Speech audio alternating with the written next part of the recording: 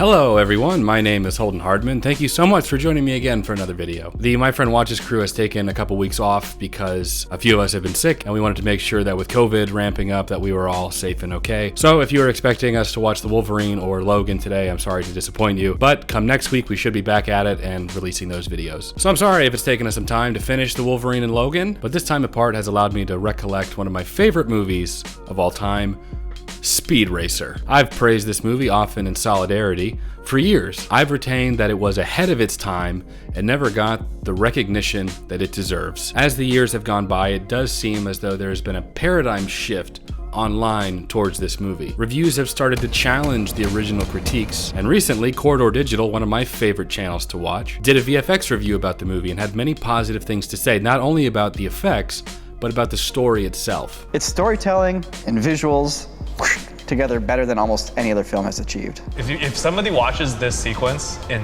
comes out of it being like, it was okay, whatever, it's like, I don't want to know that person. I don't. If this scene doesn't move you, then movies aren't for you. Now I'll be the first to admit that the Technicolor world and the anime-esque driving sequences in the film and the overall atmosphere of the movie may not be for everyone, but it is a creative, cinematic, and character-driven experience that is rarely made today. I still remember going to the movie theater in 2008 and seeing this. I was so hyped, and I even had a Speed Racer helmet that I wore and was promptly made fun of by people that were around me. They ask you how you are, you just have to say that you're fine when you're not really fine. I was so blown away by it, and it added to my eventual disappointment to learn that it didn't make enough money at the box office to warrant its planned sequel. So, what happened to this movie that has since started to gain cult status? Let's talk about it. The very opening sequence of the film is a race where we learn everything we need to know about Speed and his family. It is brilliantly intertwined with a race of the past where Speed's brother Rex races alongside him. We learn of their past. We learn of Speed's passion and know exactly who he is throughout this visual storytelling. We learn of his father forbidding Rex from returning based off of his choices. We learn of his loving mother and his girlfriend Trixie. We learn of Speed's admiration for Rex, and even though Speed could have beaten his record, he takes his foot off the pedal so Rex can still hold that title. The opening sequence grabs you and provides everything you need to know about Speed, his family, and his motivation.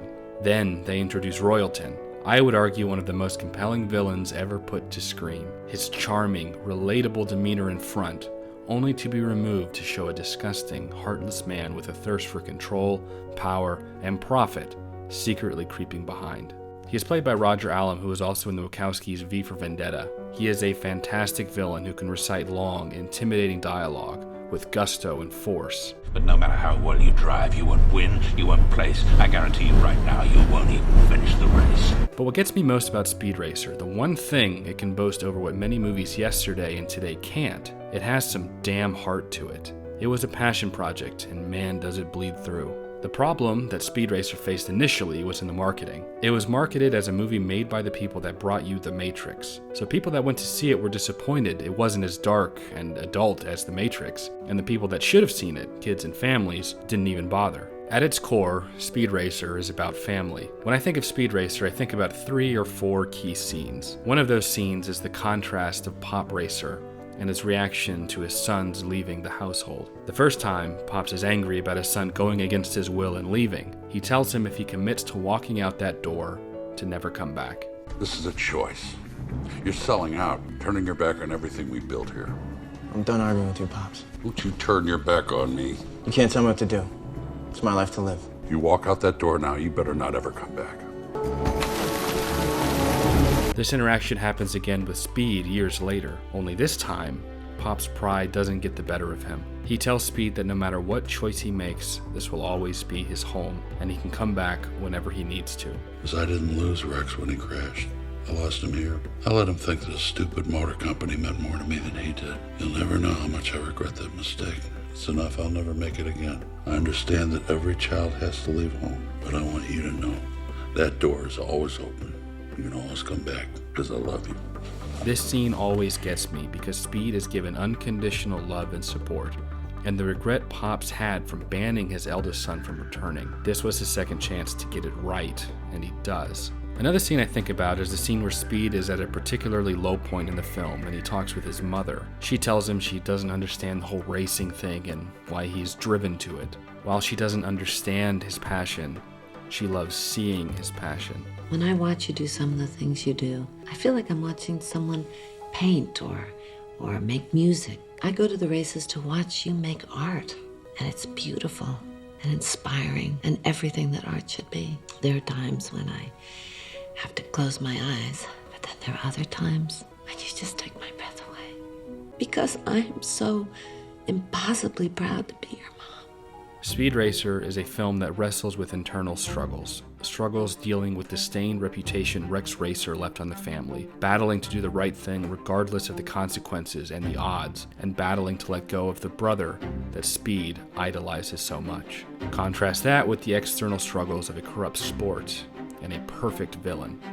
Speed Racer is great because it is a multi-layer film that children can enjoy with deep issues meant for adults. The final sequence is one of my favorites from any movie. It is the ultimate climax with Speed barreling down towards first place, absolutely dominating the competitors, with moments ringing through his mind that led to this moment. All the struggle, the choices that led him here, all coming to a head in a chilling and powerful finale that is rarely seen in movies today. Speed Racer took cinematic risks and is a film that is truly unlike anything you've seen before.